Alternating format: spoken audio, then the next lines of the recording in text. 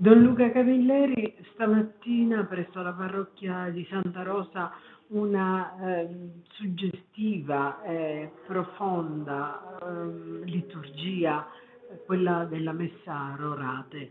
Ci illustri un poco come nasce e cosa significa. È bello iniziare la giornata con la celebrazione della Santa Messa.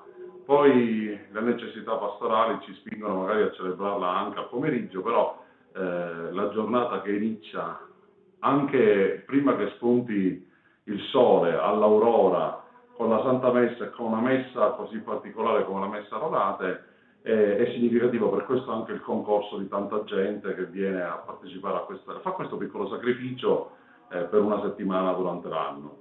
Qual è il significato di questa messa che viene celebrata all'alba, quindi ancora al buio, con una chiesa buia?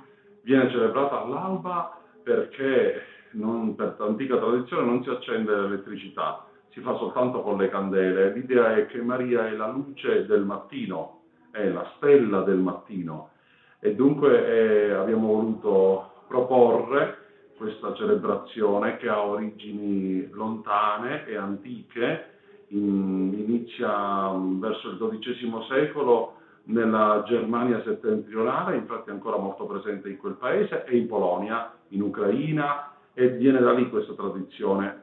Ma non è molto dissimile dalle novene che si facevano al mattino nei nostri paesi, al mattino presto, per permettere ai contadini di poter celebrare e di vivere la novena prima di recarsi in campagna a lavorare. Quindi abbiamo voluto mettere insieme questa tradizione germanica della messa che si chiama rorate, perché inizia proprio con il canto latino del rorate celide super, e anche quello è un canto che permette di entrare piano piano, proprio attraverso una goccia, potremmo dire, no? Stillate attraverso una stilla, una goccia, piano piano, nell'atmosfera, nella luce del Natale.